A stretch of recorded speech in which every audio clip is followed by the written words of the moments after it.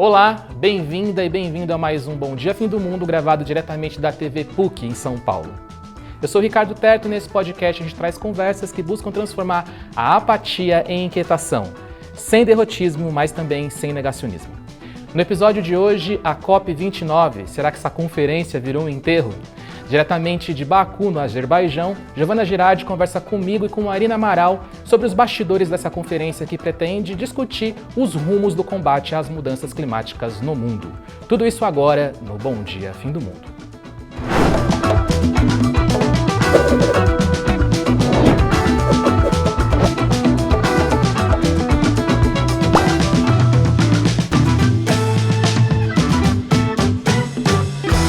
Bom, então antes de mais nada, deixa eu cumprimentar aqui, né, minhas colegas de bancada, mas dessa vez eu vou começar de uma forma diferente, para quem está aqui pertinho, né? Marina Amaral, bom dia. Bom dia, Terto. Animada com esse episódio especial. Eu também. E deixei ela por último, porque como eu comentei na abertura, ela está falando diretamente de Baku com a gente hoje, onde já é meio, né, tá bem tarde ali, já é a noite, então deixa eu dar boa noite, fim do mundo, para Giovana Girardi. Boa noite, Terto, e bom dia para quem está aí no Brasil me ouvindo. A gente já fala aí, já volta para falar com você, Giovana, diretamente aí da COP29, mas feitas as devidas apresentações e cumprimentos, enquanto a batata do fim do mundo segue assando por mais uma semana, aproveite que você está aí nos assistindo e nos escutando e siga e assine este podcast onde você estiver. Se você quiser nos assistir, nós estamos no YouTube da Agência Pública. Se você quiser nos escutar, nós estamos em todos os tocadores de podcast. Inclusive, se você estiver nos escutando no Spotify ou na Apple, você pode nos dar 5 estrelas para deixar a gente aí mais bonito nos algoritmos, na prateleira dos algoritmos. Também pode trazer mais olhos e ouvidos para essas conversas. Seja o nosso profeta do apocalipse. Agora que eu já passei o nosso chapéu, bora para o primeiro bloco, diretamente de Baku. Muito bem, então para começar, né, eu acho que a gente vai começar aí com uma pergunta que, enfim, é básica, eu mesmo tenho essa curiosidade, né, acho que para muita gente que está escutando também, né, e nunca foi uma COP, Giovana, a gente tem curiosidade de como é cobrir um evento desse tamanho, né, como é que funciona, vocês têm acesso aí a todos os lugares, como é que é o público, e, enfim, vamos começar por aí, depois a gente vai se aprofundando no clima. Legal, Terto. Realmente é um evento enorme, assim, para vocês terem uma ideia, a ONU divulgou ontem, segunda-feira, aqui, né, quando começava a COP, o número de delegados, e para vocês terem uma ideia, são mais de 66 mil pessoas. Então, assim, é muita gente e é uma loucura, porque essa COP particularmente, ela foi feita num estádio de futebol, num estádio olímpico aqui de Baku, então eles construíram toda uma estrutura de... colocaram uma espécie de um teto, né? Então criaram grandes salas, grandes corredores, e aí a gente está aqui dentro. E esse é um lugar muito peculiar, porque a gente não vê a luz do dia. A gente está o tempo todo, não sei se vocês conseguem ver um pouquinho pela minha imagem, mas tem esse teto preto, permanentemente, né, escuro aqui, e a gente não tem janela. Então a gente passa o dia inteiro trancafiado dentro deste espaço, e é muito estranho. Enfim, é o mínimo que se pode dizer, mas eu acho até que é uma coisa estratégica para que as pessoas não possam ver a luz do fim do dia e continuem negociando, né, sem fim. E aí você me pergunta sobre a questão do acesso, né, Terto? Realmente, assim, os jornalistas, eles têm um acesso que é grande, mas ele tem seus limites. Então, por exemplo, a gente pode entrar em algumas plenárias, mas não pode entrar dentro das salas de negociação, né? A gente tem acesso, claro, às pessoas nos corredores, né, e que são momentos valiosíssimos, porque em geral as pessoas dão informações ali de bastidor, elas vão contando o que está acontecendo, mas em geral em off, né, como a gente diz no jargão jornalístico, ou seja, a gente não pode citar quem disse, a gente, em geral, quem lê matéria sobre COP em geral vai ver assim, um negociador de um país em desenvolvimento disse que, ou fulano de nunca é fulano de tal, né, é sempre essas coisas assim meio indiretas. E também a gente conta com a ajuda do que a gente chama de observadores, que são normalmente dentro dessas salas, né, que são fechadas para jornalistas, mas esses observadores que não são pessoas que fazem parte da negociação, eles podem entrar, eles podem ver o que está acontecendo, e aí em geral eles fazem uns resuminhos, assim, dentro da sala que está negociando tal coisa, hoje o país tal travou as negociações, então a gente vai sabendo um pouco disso. E aí, claro que a gente também tem acesso às nossas próprias delegações, né? Então, cada jornalista de cada país tem contato, claro, com os seus negociadores. A gente aqui tem contato com os nossos negociadores do Brasil, e aí eles vão dando informações pra gente, às vezes eles também falam em off, enfim. Mas é isso. E escuta, Giovana, como é que está o clima com a eleição do Trump aí? O pessoal tem comentado esse assunto? Como é que está se comportando a delegação dos Estados Unidos, que ainda é do governo Biden? O que você pode contar? Exato. Assim, eu acho que o resultado da eleição americana, ele realmente está pairando aqui na COP como uma grande sombra, assim, né? Até estava lendo uma análise hoje justamente de um desses grupos de observadores, né, que eu estava comentando anteriormente, que está vendo tudo lá de dentro, e ele fala assim, que o clima não é que se as eleições americanas vão afetar a cooperação climática, mas como. E aí, assim, tem gente que desde o pior cenário tá com medo de que tudo vai desmoronar, e tem muita gente tentando adotar uma postura meio de ver o copo meio cheio, né? Mas uma postura proativa do tipo, o problema não vai deixar de existir. A gente tem uma crise climática para lidar com ela, então a gente aqui, né, vai ter que ter uma readequação de forças para preencher esse vazio. E aí, assim, quando tem os discursos oficiais, né, a Conferência do Clima ela começou na segunda, e agora, na terça-feira, quando a gente está gravando, e na quarta-feira, é o dia que eles chamam de segmento de alto nível, que é quando vem para cá os chefes de Estado, né, tem alguns presidentes, primeiros ministros, no caso do Brasil, por exemplo, veio o vice-presidente Geraldo Alckmin. Então, quando essa turma, peso pesado, está aqui, são 2 dias em que eles fazem pequenos discursos para a plenária, né? Eles podem falar, se dirigir a todo mundo, né? Então, nesses discursos, por exemplo, a gente percebe de uma forma meio velada, assim, algumas pessoas assim falando, agora que estamos nesse momento que alguns grandes emissores estão caindo fora, sabe? Eles não citam os Estados Unidos, mas eles vão falando. Por exemplo, na manhã dessa terça-feira, o secretário executivo da Convenção do Clima da ONU, que é o Simon Steele, a Convenção do Clima da ONU é quem organiza, né, essas COPs. Ele estava falando numa coletiva de imprensa, e aí ele falou assim, que muitos dos jornalistas vinham fazendo matérias sobre implicações climáticas de eventos políticos nas últimas semanas. Então ele não cita, né, porque é até uma questão da diplomacia, né, você não fica apontando o dedo, às vezes, nesse cenário ainda que é tão incerto, né? Na segunda-feira, já no primeiro dia, né, da conferência, o chefe da delegação norte-americana, o John Podesta, ele é conselheiro do presidente Joe Biden para a política climática internacional, e ele está aqui chefiando a delegação.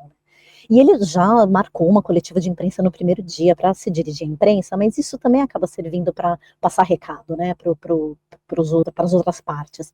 E ele ficou tentando frisar assim, olha, mesmo com a mudança do governo federal, que os governos subnacionais nos Estados Unidos, ou mesmo o setor privado, vão continuar fazendo esforços para a transição energética, para uma energia mais limpa. Lembrou que, né, o Trump já tinha saído das negociações climáticas quando ele foi eleito presidente pela primeira vez, e ainda assim, né, pelas forças de mercado, porque a energia renovável foi ficando mais barata, que de alguma forma esse processo continuou, mesmo o Trump atravancando as coisas, né, mas algumas coisas elas meio andam sozinha, e ele quis dizer que essas outras forças vão continuar agindo. E ele ainda virou e falou assim, olha, a gente não pode dizer que, né, por causa, né, do que está acontecendo, a luta climática ela é muito maior do que uma eleição, né, do que um ciclo político em um único país. Ele tem toda a razão, só que, por outro lado, esse ciclo político, esses próximos 4 anos, se, né, mudar a presidência daqui a 4 anos, eles são muito críticos, né, esse período que vem se falando, né, até 2030, que é esse período que, se a gente não contiver, assim, muito rapidamente emissões agora, ou essa meta de manter a temperatura em 1,5 graus, já era, assim, então, esse momento é muito crucial para se perder um grande jogador, né, desse sistema, mas enfim. Agora, o que eu achei mais curioso é ele mesmo bancou o Sincerão, até publiquei uma reportagem na Pública, e ele fala assim, eu estou muito ciente da decepção que os Estados Unidos às vezes causam às partes do regime climático, e bom, só ouvir verdades ali. Bom, Giovana, assim, por falar em momento crítico e decepção, né? Mais uma vez aí, né, um país que é um grande produtor de petróleo é escolhido como sede, né, da conferência. Isso não é uma contradição? Como é que a sociedade civil reage, né, a ter mais uma vez um país grande produtor de petróleo como anfitrião? Realmente, você tem razão, esse é o terceiro ano consecutivo, né, que a gente tem um grande país produtor de petróleo. Foi Egito há 2 anos, o ano passado foram os Emirados Árabes e agora o Azerbaijão. E sabe que descobri aqui, quando eu cheguei, que o Azerbaijão ele tem uma relação com o petróleo antiquíssima. O primeiro, diz a história, né, que o primeiro poço de petróleo que foi perfurado no mundo foi aqui, perto de Baku, onde a gente está fazendo a COP. Então, realmente, assim, é uma relação, né? O que esse país tem de riqueza, de crescimento econômico, de qualquer coisa que seja, está muito relacionado a petróleo, a principalmente gás natural. Você me perguntou como que esses lugares são escolhidos. É um revezamento, né? Então, assim, as COPs elas são realizadas cada vez numa região do planeta. Então, tem esse ano seria dentro desse rodízio a parte de Europa Oriental, né? Essa coisa meio antiga, esse fim ali, né, de antiga União Soviética. E aí tinha vários países que chegaram a se candidatar para ser a sede da COP desse ano. A Polônia, acho que a Romênia chegou a se candidatar. Só que o que aconteceu? Essas decisões elas têm que ser tomadas pelo bloco inteiro, né, pelo bloco de países que compõem a região da vez, né, a região do rodízio. Por exemplo, né, o Brasil vai sediar a COP no ano que vem e toda a América Latina teve que concordar, né, quando o Brasil se ofereceu, todos os demais países têm que falar, não, beleza, eu aceito que a COP seja no Brasil.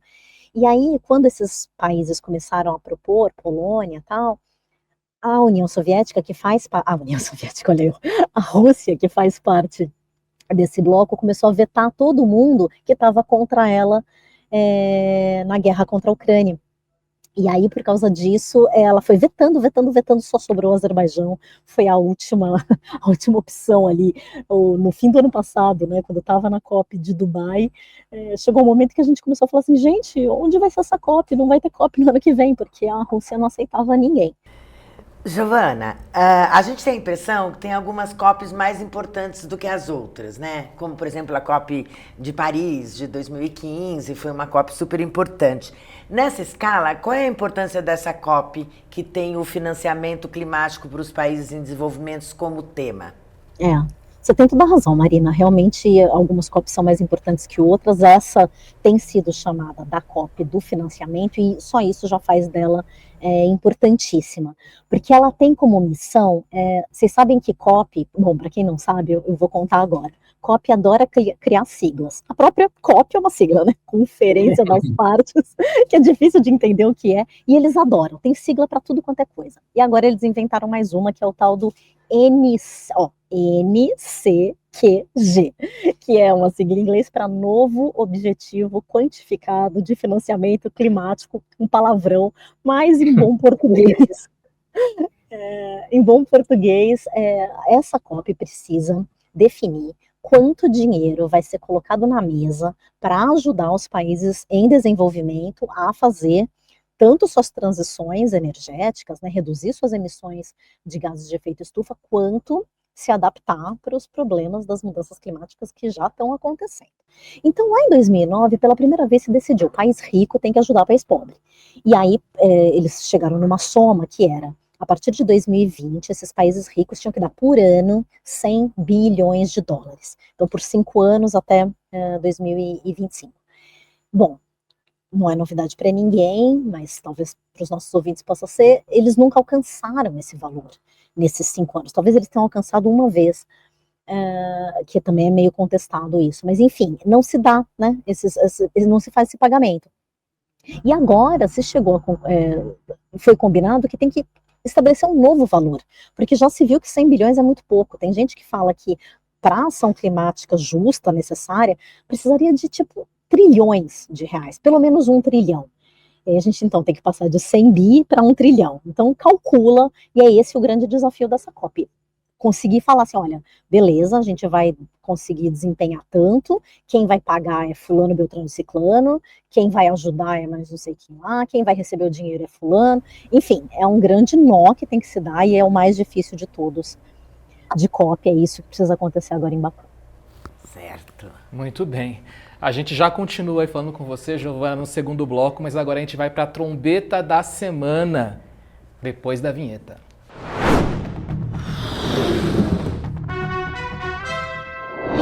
Em uma trombeta passada, eu havia dito que o jornalismo declaratório já tinha ido longe demais. Mas mal eu sabia que de tanto divulgar o que o Bolsonaro, que por sinal continua inelegível mesmo com a vitória do Trump, falou, a Folha resolveu logo deixar ele escrever uma coluna de opinião. Como se isso não fosse trombeta suficiente, esse espaço que a Folha deu para o Bolsonaro, o título da coluna surpreendeu mais pessoas do que a harmonização facial de Ricardo Nunes. Jair Bolsonaro escreveu uma coluna com o título Aceitem a Democracia. Jair Messias Bolsonaro, esse mesmo, escreveu uma coluna de opinião na Folha chamada Aceitem a Democracia. Olha, o que eu aceito é que não há mais nada possível a se comentar depois disso. E vocês aceitem que essa só pode ser a trombeta da semana mais desarmonizada do apocalipse. Um sinal do fim dos tempos e um sinal de que o Bom Dia Fim do Mundo agora vai para o segundo bloco.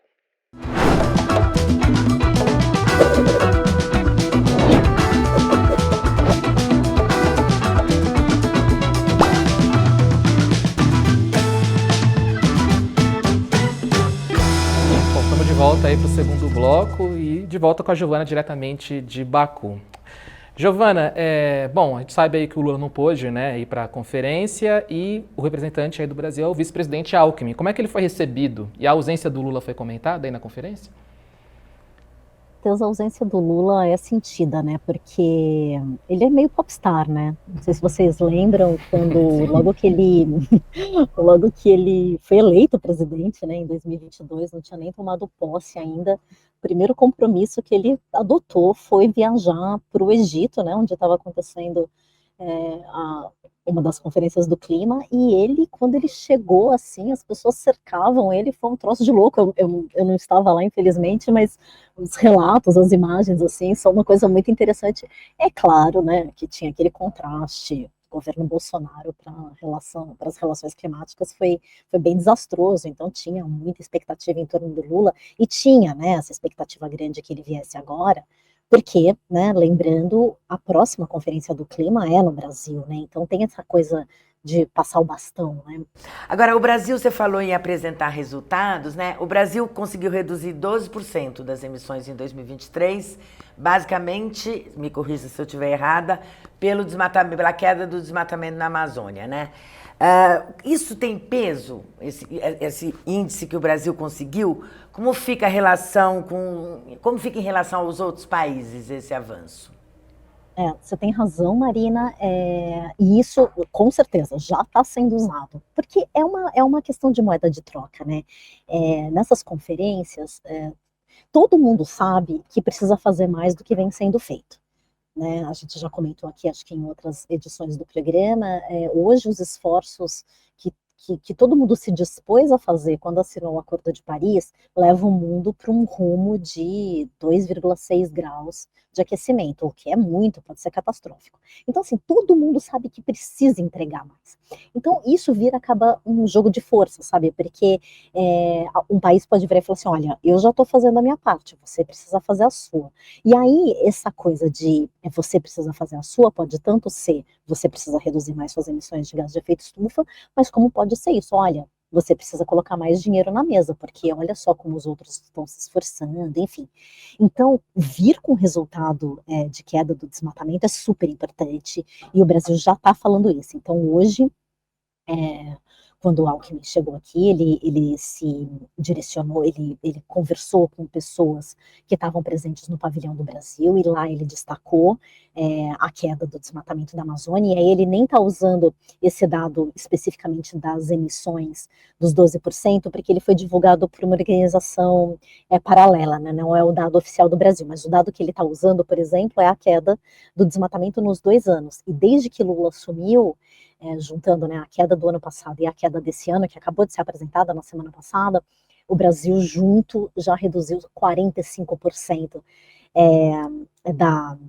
do desmatamento na Amazônia, em comparação com os dados de 2022, e aí ele está falando, isso já evitou que X milhões de toneladas de carbono fossem para a atmosfera. Então isso sim é uma coisa que ele está falando e que eles com certeza vão falar e vão falar internamente nas salas de negociação, porque é isso, é essa moeda de troca, né? Ó, a gente está fazendo, tratem de fazer vocês também. E ainda, né, continuando aí, falando do Brasil, né, a gente viu na sua matéria, Giovana, você comentando sobre a meta, né, de emissões que o Brasil vai apresentar e também sobre dúvidas de como o Brasil, né, qual vai ser a estratégia adotada para o Brasil atingir esse resultado.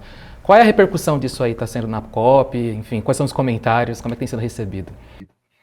Isso é importante, porque assim, desde que o Brasil foi confirmado como o presidente como o país sede, né, da conferência do ano que vem, eles buscaram fazer uma aliança, tanto com a presidência da COP do ano passado, que foi nos Emirados Árabes, com a desse ano aqui no Azerbaijão, e a do Brasil, e eles criaram uma expressão, né, que a Marina acabou usando e que foi adotada oficialmente, né, que é a tal da troika, que é essa ideia de trio, né, trio junto fazendo alguma coisa, que é uma expressão que acho que vem de guerra, se eu não estou enganada, enfim, mas isso não importa. Mas o ponto é que essa junta definiu que eles vão lutar pelo que eles chamaram de missão 1.5, que é o quê?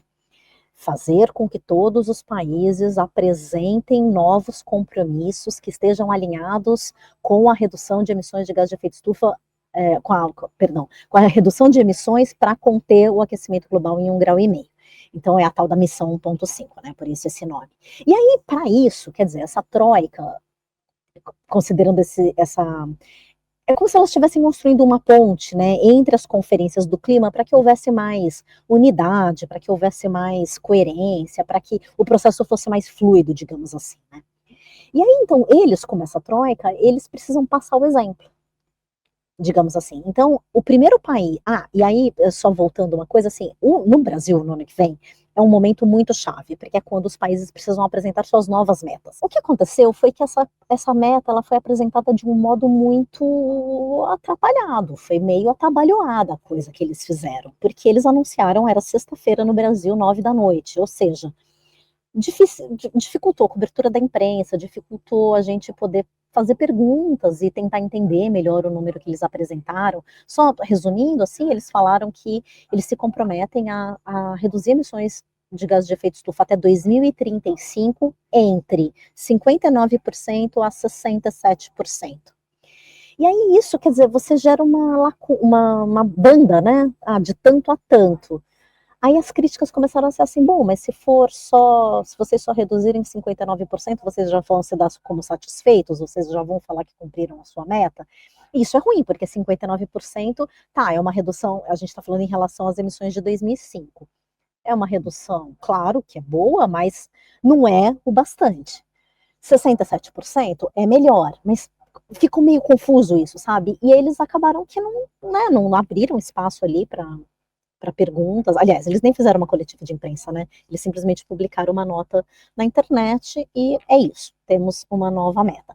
Essa meta, oficialmente, ela vai ser apresentada agora na quarta-feira, aqui em Baku. O Alckmin vai entregar para a Convenção do Clima da ONU, né, para o Simon Still, para o secretário da Convenção do Clima, e aí então oficialmente o Brasil depositou a sua nova meta, que tem outra sopa de letrinha que eu comentei, é uma outra sigla, chama NDC, que é de contribuição nacionalmente determinada, né, então cada país oferece a sua contribuição, então é outra sigla aí. Então é isso, o Brasil vai apresentar nessa quarta-feira a sua NDC, aí a gente vai conseguir ver esse documento, o que é interessante, porque aí sim a gente vai conseguir ver a letra miúda, sabe, o que está proposto nesse documento.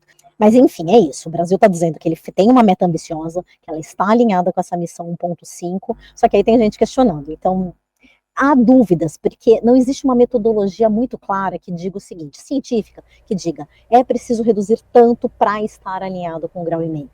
Então esse é o problema, sabe, o Brasil diz que está, mas há dúvidas. Certo. Bom, pessoal, vocês continuam acompanhando a cobertura da Giovana no site da Pública, com novas reportagens que vão trazer detalhes. E aí eu te pergunto, o que seria assim, um bom desfecho para essa COP? Aquilo que deixaria todo mundo de coração mais leve, acreditando no futuro? Eu acho que é isso, né? Se todos os países fossem lá e falassem sim, vamos mobilizar US$ 1 trilhão para dar de forma como se fosse uma doação para os países em desenvolvimento fazerem as suas ações, esse seria o mundo dos sonhos. Assim, eu acho que 1 trilhão não vai se chegar, mas se conseguir aumentar de 100 bi, já é um bom negócio. Né, se conseguir definir esses termos, assim, a maior parte desse recurso vai ser dada como doação, ou vai ser com empréstimos a juros muito baixos, isso também é uma boa coisa, porque hoje, parte do dinheiro, por exemplo, que vai, né, nesse fluxo, é empréstimo normal, como se fosse de banco normal, então os países pobres acabam se endividando, né, o que é um problema. Então isso não é bem-vindo, isso eles não querem. Agora, vamos combinar o seguinte, sem Estados Unidos, com esse clima meio de velório que acaba tendo aqui.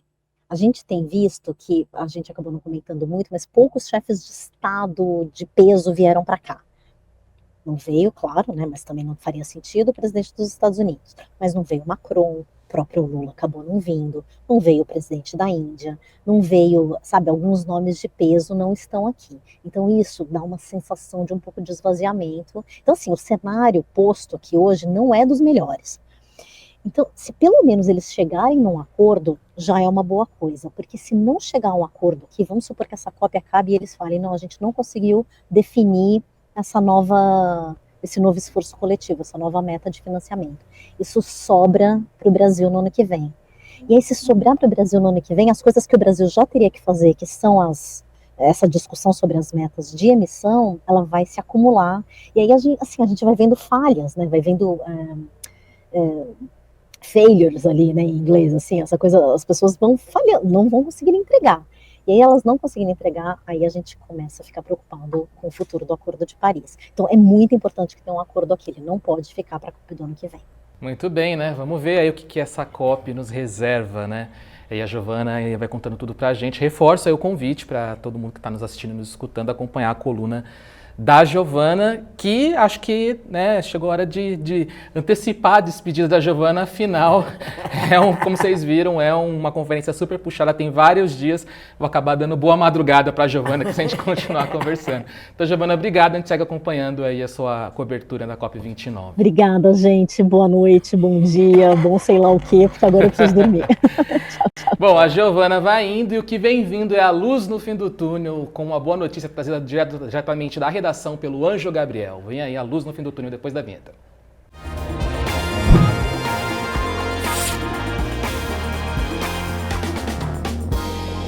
Oi, gente! Eu imagino que você já tenha ouvido falar que a energia renovável é super importante para a transição energética e para reduzir a nossa dependência dos combustíveis fósseis. Mas um grande problema das renováveis é como armazenar toda a energia gerada pelo vento ou pelo sol. O jeito mais tradicional de fazer isso é com baterias de lítio, como as que a gente tem nos celulares. Mas o lítio é um recurso finito, que alguns estudos já mostram que as reservas que existem hoje não vão dar conta de atender toda a demanda por baterias que a descarbonização da economia vai exigir nos próximos anos. Mas é claro que eu não ia deixar vocês sem uma luz no fim do túnel, né? Cientistas do MIT descobriram uma forma de usar o concreto como bateria para guardar energia renovável. Eles criaram estruturas feitas de água, cimento e carbono, que já conseguiram carregar um celular. E agora eles estão desenvolvendo uma bateria de concreto para abastecer uma casa por um dia inteiro. Tudo bem, é verdade que a produção de cimento responde por mais ou menos 8% das emissões globais de gás carbônico. Mas enquanto ainda for preciso usar o cimento em construções, por que não aproveitar pilastras e fundações de casas como baterias? Eu vou terminar com um exemplo para te ajudar a pensar aqui comigo. Imagina que bom seria se garagens de ônibus elétricos pudessem usar as próprias estruturas para guardar a energia que abastece os ônibus. As informações são da BBC. E depois dessa luz no fim do túnel, é hora de agradecer a quem ilumina a Pública. São as pessoas que contribuem todos os meses com o projeto de Aliados, que é o que viabiliza matérias, reportagens, investigações e formatos como este aqui. Se você quer fazer parte dessa verdadeira arca de salvação, acesse apoie.apublica.org, apoie.apublica.org e veja lá as opções para continuar contribuindo com o nosso trabalho. E você também pode contribuir com o Bom Dia Fim do Mundo enviando a sua sugestão de trombeta da semana e de luz no fim do túnel para correiodofindomundo@apublica.org. correiodofindomundo@apublica.org. Agora eu vou me despedir aqui da Marina Amaral. Até semana que vem, Marina. Até a semana que vem, Terto. Até o próximo Bom Dia Fim do Mundo. E no próximo episódio tem um recado importante aí que vai ser especial. A gente vai ter um convidado especial aqui na bancada. A Giovana não vai participar, tá? Mas o horário continua o mesmo, quinta-feira de manhã, em todos os tocadores de podcast, também no YouTube da Agência Pública. E segunda-feira, 11h30 da noite, através do canal Universitário. Boa noite, Fim do Mundo, para você que nos assiste no canal Universitário ou de Baku. Até semana que vem. Bom dia, Fim do Mundo.